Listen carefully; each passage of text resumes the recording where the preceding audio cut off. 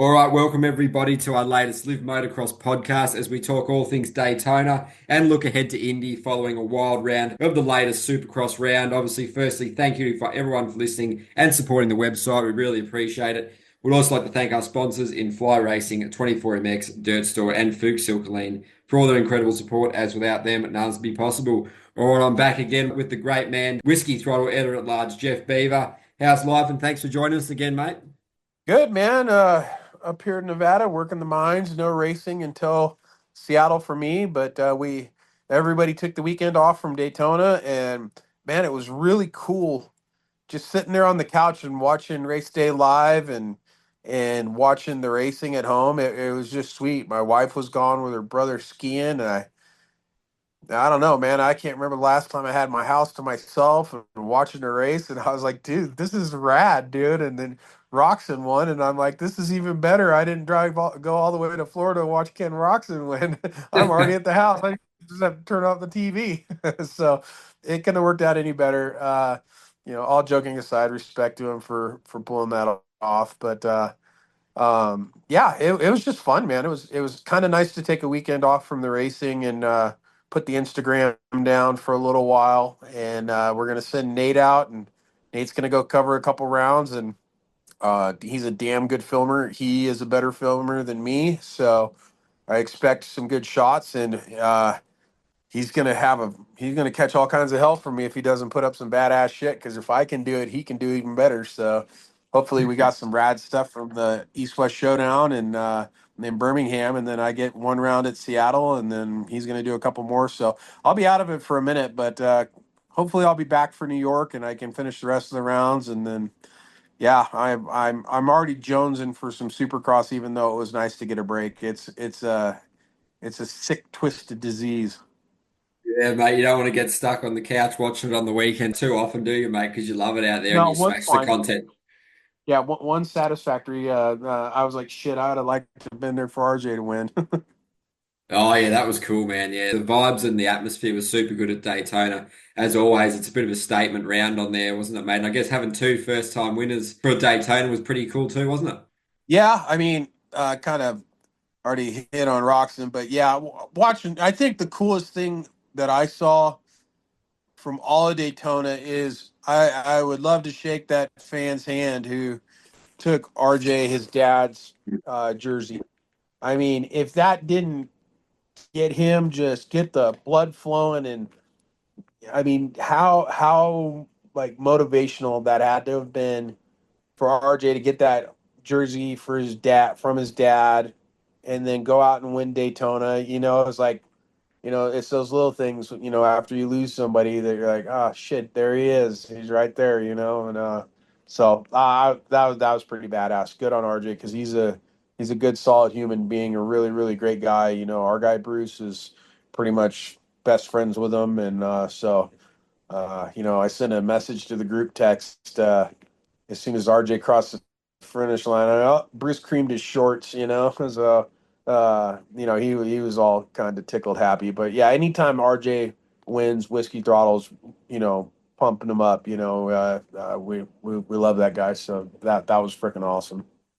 Yeah, well said, mate. And we may as well start with the 250s. But yeah, he rode so well. He was obviously getting better and better as he gets stronger in that arm. And, it's been a good sort of upward trajectory and some nice momentum for him after that 17th in the first round of his series. And he got the podium and then getting the win, mate. So just a great night for him, like you said. He got pole, won his heat, then got the job done in the main. And he's only 14 points back off Anstey now. Obviously, he's overtaken Kitchen after that gnarly crash. So a lot of positives to take from the night for RJ for sure. Yeah, I mean, the championship's definitely not over for him. I mean, that sucks what happened to Levi, dude. Couple cracked vertebrae and a broken collarbone. You know, poor Mitch.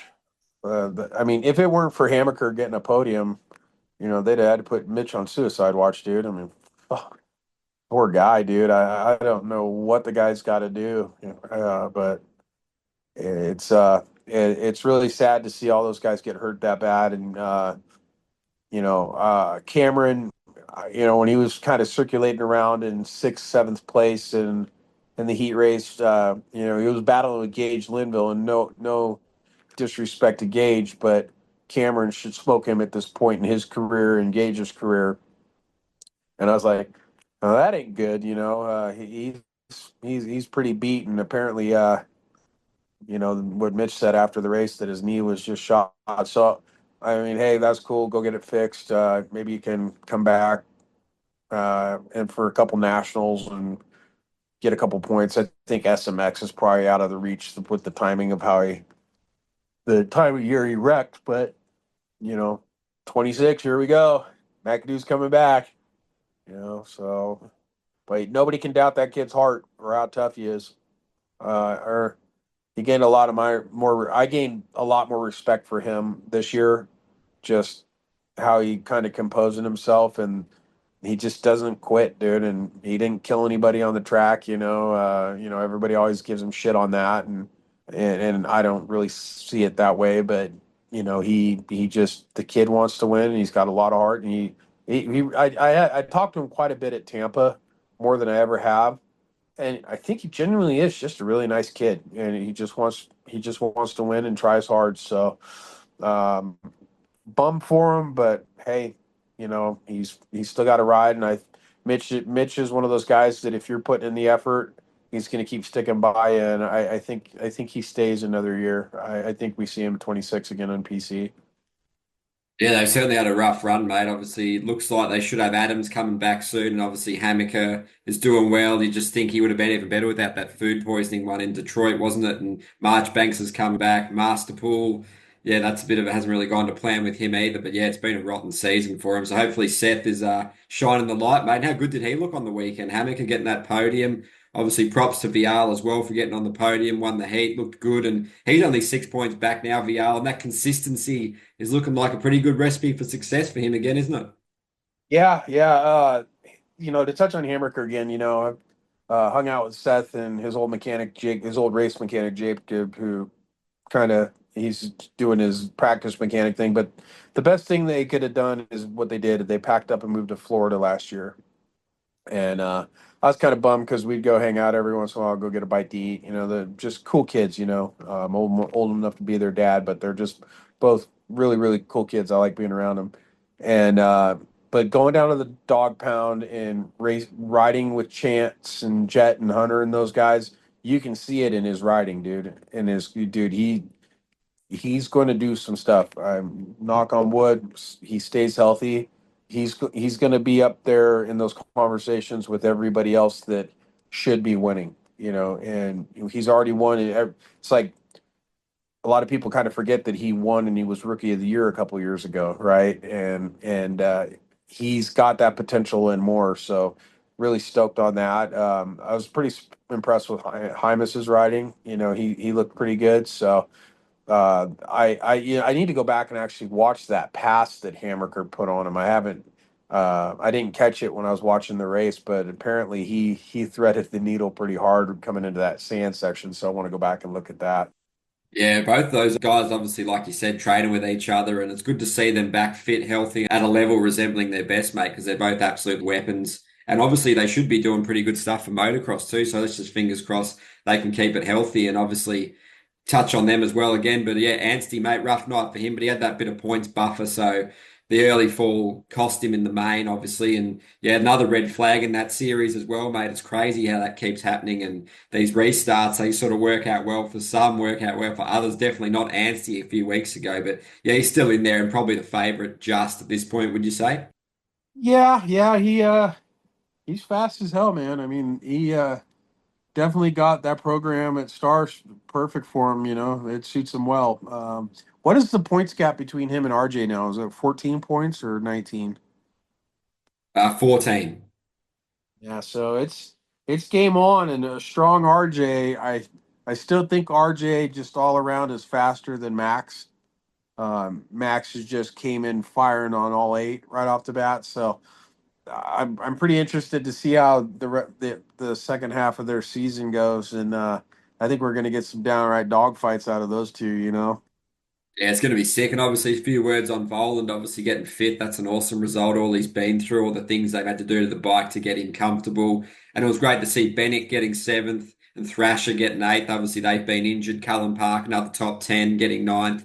Then Hardy Munoz with 10th. That kid doesn't mind sending it, mate, and he was on it again in Daytona. So there's some pretty cool names in there, isn't there? Yeah, when he was in that wall jump, I'm all, that's Munoz. Don't hit anybody, bro. Last time I saw him, he was like exit stage left and just crashed into Fortner. Fortner was going, what the hell at Tampa? That's the last time I saw anything of Munoz. So when I saw him do that, I'm like, damn son, get some. So that was cool. What happened to Fortner? Crashes, I think. What did he end up like 18th? 17th, yeah, not great for him. Oh man, Austin. Let's hope he But gets there, eh? guys where he just may wake up on Saturday morning in Indy and come out swinging. Yeah, hope so, mate. Yeah, it's a strange one because he's got all the talent, the speed, and the skill in the world. It's going to take a bit of time maybe to get back to his absolute best. But yeah, the 250s are always pretty wild in that showdown. I guess a little preview of that heading into Indy, mate. Hayden Deegan, we wanted to put the flex on everyone like he always is. So it should be pretty excellent to see all those guys fighting it out. And there's some big point swings to be had, like RJ mentioned. It's a lot to be gained in those particular ones, mate. So it should be pretty box office, shouldn't it? Yeah, I was really bummed that we're not going to get to see Levi and Hayden Mm. come together again. That's a bummer. But see how Max and Hayden go after each other. They're under the same truck. They're gonna be two red plates underneath that truck, dude. That's gonna be interesting. Yeah, we're just going to see how Juju's recovered too. Yeah, he I don't know. He just opened up a coffee shop in Havasu, so he's he's busy man. I hope he's not distracted, but yeah, uh, I don't know. See if he can rebound. You know, Triple Crowns have not been good to him this year, and the shootout. I don't know if maybe it's a stress thing or something or whatever happened to him. I don't know, but hopefully he can sort it out. Davey wasn't around for a couple rounds. I wonder if that kind of has something to do with it. Davey had surgery on his back, so I kind of wonder if that's one of those things where Davey not being there, kind of, how those guys are so sensitive to changes in their program. I'm kind of wondering if something along those lines may have been playing into that too. But when that kid's on, dude, he's hard to beat. So it is going to be fun on Saturday night. All I know is I'm gonna be driving somewhere, and I'll be making sure I look at what time the racing starts on the in Indy, and my ass is camping for the night. I'm done. I'm pulling over and I'm watching the races in my fifth wheel, dude. Game on, dude. I'm gonna be sitting on the side of a highway somewhere in Idaho or Washington, just screaming at my TV like a madman. It's going to be awesome. And last bit of 250, Chad, obviously, big shout out to Shock as well, racing the 450 class in his 250, getting 14th for that club team in Daytona. Obviously, fresh from his podium. And he'll be another one to watch at the showdown, along with Mosman and Cole Davies as well, mate. So it's going to be awesome race. And it's going to be pretty much all factory bikes nearly in that main. So it's going to be pretty sick. How gnarly is that he went out there on a 250 and still finished 14th? Crazy. Did you see the crash he had where he did the flip? The front flip. That's funny shit, dude. Uh, I thought that was great, dude. How he got up and just owned it, dude. And man, I bet his ass is sore from that loop out there. Lucky he didn't have something happen like what happened with Ryan with the lower tailbone area. I mean, that's sketchy when you go down like that. That could loop out like that can really end your career. Yeah, it was So crazy, mate. But yeah, good night for him though, and obviously for the 450s, mate, Roxon got the job done. He obviously held off Webb pretty impressively. Webb making that mistake sort of cost him, but he was looking pretty good. Kenny obviously passed to get to the lead. Would have been pretty happy to avoid the lappers for sure. But yeah, another Suzuki win. Rode really well, pretty complete performance, didn't fade. And obviously, it adds to what an interesting season it's been. Even though there's a lot of heavy hitters out injured, he's still in the fight. He's got staying power. The fitness is good. Happy with the bike. I guess if you look back and he didn't crash in Tampa, what could it be, mate? He could be on top with the red plate again. But yeah, pretty good night for Kenny. yeah. Old Roxanne won, and yeah. Now I was most disappointed that I didn't get to see the Cooper Webb finger guns come out of the holsters. I Yeah. wanted to see Webb look back at Roxon and Yosemite Sam his ass. Uh, yes, You can't win them all, man. So maybe we'll get it in Indy and then Chase, bro. What the? Uh, that guy, man. I wish I could see inside of his head. They need to put a portal in the side of his head so you can look in there because that squirrel's on crack, dude. It's just running around 90 different directions, dude.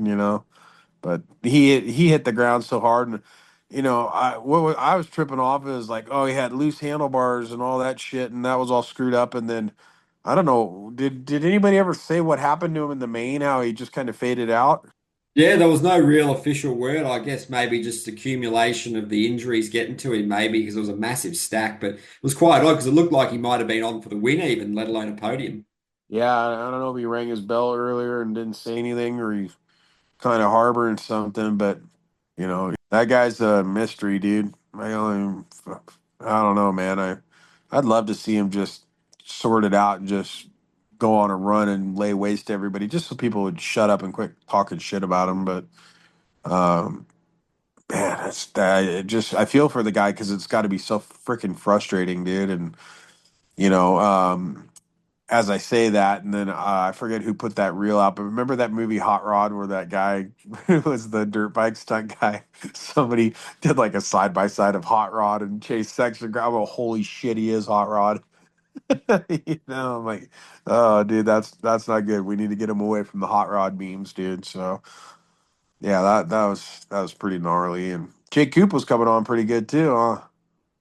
Yeah, he's looking good, isn't he? He's got some really good momentum up. Obviously, didn't quite get the start he would have liked in this one, but he came through and, passing Chase, Anderson, he's looking super fast. So you got held up a bit with Anderson in the battle there, mate. So it's all learning, it's all growing, like we were saying, mate. He's still comfortable jumping those whoops and, you just got to get through the season. You never know. He could end up third in the points by the end. You never know. So it's pretty awesome for him. But yeah, great points on Chase you made. Yeah, what sort of state is he in mentally? And yeah, it would be awesome to see him come out and put a massive win on 22nd win or something just to silence everyone for a week because there's just been so many ups and downs for the poor bloke, hasn't there? Yeah, man, it's just frustrating as a fan because you want to, he's just got all the potential in the world. And he just keeps having these shitty things happen to him. It's like at Dallas, he went for the win and he blew it. I mean, there's no other way to put it than he blew it. And his reaction after the race, but he put it. The one thing I'll give him, he's really good about putting it behind him. He was having a good time at Daytona, but like he had two crashes at Dallas. He had a good get off at at at Daytona, and it's like how many more of those can he have before he can't be 100% the next week, and it did we see that this weekend, didn't expect Chase Sexton to start going backwards. That was a weird one, and he's lucky he's so strong because that was a massive impact. So hopefully he just rests up and he'll probably get a little bit of training, bit of testing, and be coming out swinging again for Indy. Should be good, mate. Him and Webb will resume that rivalry top. But Webb was even kicking himself. He was angry he didn't get that win. He obviously still increased his points lead, but that little mistake at the end prevented him from getting the win. But Oh, he was yeah, he right looked there angry, too. didn't he? Yeah, yeah, he was mad. Yeah, Mr. Bean was pissed, dude. He was gonna, yeah, man. Like I said, I wanted to see the finger guns, dude. Anytime that guy can give Roxon the finger guns, I'm on it, dude. I'm dialed. I'm a happy man. Yeah. Get him, Coop. Yeah, Roxon's So pretty good at Indy from, in the past, and Webb will be pretty good on those kind of tracks too. So it should shape up really well for a great battle royale, mate. I guess do you have the edge for one of them heading into that race? It's just going to be awesome, isn't I just want to be Cooper Webb. You're never gonna hear me root for Roxon. So it? Yeah, see Webb. He's always consistent. Like even when he's angry, he's still got a second and banked a ton of points. So it's pretty cool. And it was awesome to see AP on the podium, mate. He's had a rough season, illness, bike injuries, crashes. It's been pretty wild. But yeah, he's a big fan favorite. Everyone was loving that burnout afterwards. He was looking pretty lively, mate. That's for sure. The kit was pretty out there too. And yeah, he was stoked. The fans were stoked. And just a good one for the sport and the positive vibes for AP on the box, isn't dude, he would have broke the internet had he won Daytona. it? Dude, every redneck in the South would have ran outside there.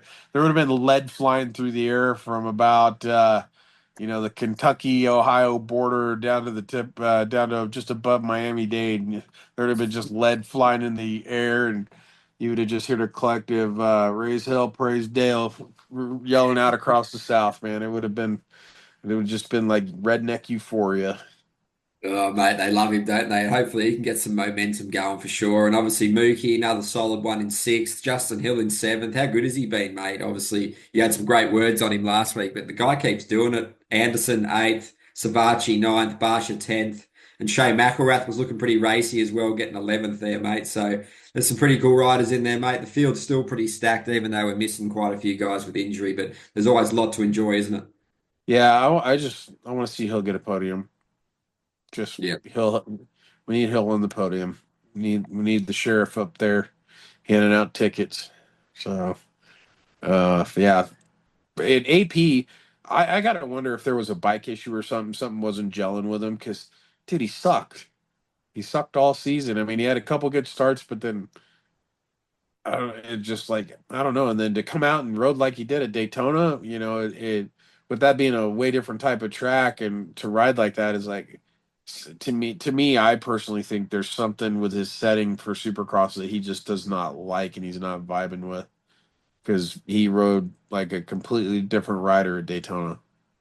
Yeah, you're right, mate. Yeah, I think the bike he was saying he's not as comfortable as last year, which is a bit strange. But yeah, hopefully it's just all up from here. And I guess, did you go to Indianapolis last year, mate? Obviously, you look back and Jet Lawrence went 1-1-1 there. You look at McAdoo actually won that event last year, two ahead of Vial and Deegan. And obviously, Roxton and Sexton were filling out the podium in the 450 class. But yeah, years a long time in Supercross, Motocross, isn't it, mate? A lot of those guys aren't even lining up. Yeah, no, I wasn't at Indy. I didn't do any Indy or Birmingham, but I think I did. The only East round I did, I think, was Philly. That was the only East Coast round I did. This Yeah. stupid refinery job gets in the goddamn way, and from about March on, I've got to go play refinery retard, and it really messes up my racing addiction. So uh, I got to have a talk with myself. Maybe it's time to just be a broke hobo who follows the circuit. Be like one of the deadheads. Just follow the Grateful Dead around. I'm just gonna follow the Feld Circus around, and stink like 927 and BO all day, and just be a groupie moto dork filmer. Yeah, mate, it's a lifestyle, isn't it? But yeah, you got to pay the bills, mate. So massive respect. Yeah, doing what you do, managing it all. And I actually wanted to ask you about the track at Daytona, mate. Obviously, it's another pretty cool build. It was pretty well received by the riders. Super fast track, and obviously it gets pretty gnarly with the ruts, and it just deteriorates. It's like its own unique beast. It's almost like an SMX hybrid track, really. And yeah, the mistakes get punished pretty bad, like you saw on the racing. But you hear some, words about it from people like JT saying, maybe the lighting could be better as the color of that dirt in sections is that really dark stuff. It must get pretty hard to see, which at such high speed in those tough sections, it must get pretty challenging for those guys. Yeah, I mean, I don't know what it is. I mean, shit, I'm no racer, but it just seemed to me like back when like Reed and Wyndham and Ricky and everybody was racing Daytona, that track just seemed to be so much radder, dude. And everybody liked this one, but I don't know if it's the way they prep it. But you look at it on TV, and it just, I don't know. There's something about it that just doesn't jive. I like it's kind of notchy how it looked great on the map what Ricky drew, but I don't know what it is. You just go back and look at the old Daytona tracks and the way they showed on TV. I know this may sound completely stupid, but hey, I'm fucking retarded, so eat shit if you don't like it, right? It's just something about it doesn't have the mystique or the aura to it in my mind that it had back in the day. The tracks may be way better, and they have to build them different than they did for the two strokes and all that stuff. The way the four strokes, they destroy everything if it was set up the way the two strokes used to race. But I don't know, just something about it just throw it off a little bit in my mind. I can't put my finger on it. I'm gonna have to think about it, and maybe next year I'll have another stupid ass analogy on it. But yeah, I don't know. Just something about it is just funky. I mean, it was cool to watch, but I just don't know why. But I look at that track and just something about it just is thrown off. Yeah, I know what you Yes. mean. It didn't race as well as some of the other ones, eh? No, no, I didn't think it did. It just I don't know. I like the S turn, the split lane S turn. I think the intent was good, but I just didn't think it worked out very well, And I mean, some of those old tracks were sick, dude. How to bring that layout back, put the obstacles to where the four strokes are going to be having a hard time with them. But some of those older layouts were pretty legit, dude. Yeah, they can get a bit flexible with it and a bit more freedom with that one. So it's always interesting to see what they do, mate. But I guess as we wrap this one up, any final thoughts? What's the week ahead looking like for you, mate? The crew at Whiskey, obviously Ping, Nate, Bruce, they're all charging. So how's everything, mate, looking as we lead into Indy? Looking like I'm freezing my ass off. Gonna be crawling around a gold mine is what it looks like, and hopefully Nathan goes out there and shows me how it's done. I just be neat to see what the kid does. We've never turned him loose on his own in a foreign land with a bunch of motocross riders and a camera. So he knows what's up. He's been doing it a while. So I'm really stoked for him to go out there and it's kind of sink or swim. Threw him in the deep end and we didn't give him his little floaties. So uh, I think he'll kill it. He's pretty legit. And if he doesn't, he knows that I'll kill him. So no, I'm just kidding. But he'll hear an earful from me if he doesn't. So he'll shut me up. He'll do a great job just to shut me up. And no pressure, eh? Yeah, yeah, yeah. No, it's all good. I'm just messing with Nate. But yeah, no, just gonna be a fan for a couple more weeks. I'm kind of enjoying that. But ready to get after it. Yeah, he'll be Hey, back soon, mate. real quick, how did that first round in Argentina go for the MXGP? Yeah, it was pretty good, mate. It was pretty wild racing. Obviously, Renault got the job done. Fevra second, and Geyser, obviously five-time world champ, was the favourite heading in, and he went 3-3 for third. So solid one. Obviously, no Prado. He's moved over to the Supercross, mate, and that hasn't quite worked out as hoped. But yeah, so no Hurlings yet. He'll be back in a couple of weeks. And Lucas Coonan, sixth overall, had that sort of mysterious injury where there was, the rumours about him hurting both arms. He ended up getting sixth overall, which is pretty cool, mate. And obviously dominant in the 250s. Kai de Wolf getting the win. Simon Langenfelder had some crashes at the end, so he probably should have got the win, but sort of, yeah, just cost himself at the end there, mate. But yeah, I think there was six of the top seven were KTM or Huskies, so they're just dominating, mate. So, the Kawasaki's, the Hondas, they'll be wanting to get up there pretty soon, mate. The Yamahas too. So yeah, there's Well, lots there of was two Ducatis in the top 10. I saw that. yeah, Ducati's got the whole shots, mate. It's looking good. Well, Guadagnini. Paolo must have been stoked on that. Two Ducatis in the top 10 in MXGP. That ain't a bad little thing. Yeah, mate, they looked good. Yeah, getting those two hole shots as well, mate. The bike's coming together pretty nicely. So heading back to Spain for the next round in a couple of weeks should be pretty interesting on a pretty sketchy track as well, mate. So tune into that one. But yeah, it's shaping up good, mate. It's good. Not many people probably had guys are not winning because he's just sort of the heavy favourite. So for Renault, he's had so many injuries over the last couple of years. And I remember doing a podcast with him after he won his last GP a couple of years ago now in Switzerland. And he's just a super cool dude, hardworking. He's telling how his old man used to wake up early as and just put in the hours. And then his dad had come home from work and then put in the hours on the bike, getting it ready for him and just training, just putting in huge hours to help him. So he knows hard work and he knows the sacrifice. So he's just an absolute animal when it comes to training, and he's just got that appetite for success, mate. He's just hungry as. So he's another good man to watch out there, mate. The Frenchman, and Fevra's experienced hand, so much bike skill. He's been there, done it all. He won the world championship 10 years ago now. So a lot of quality, experience, talent in those classes, mate. And it was good to have a different winner than was expected. Did you catch any of it?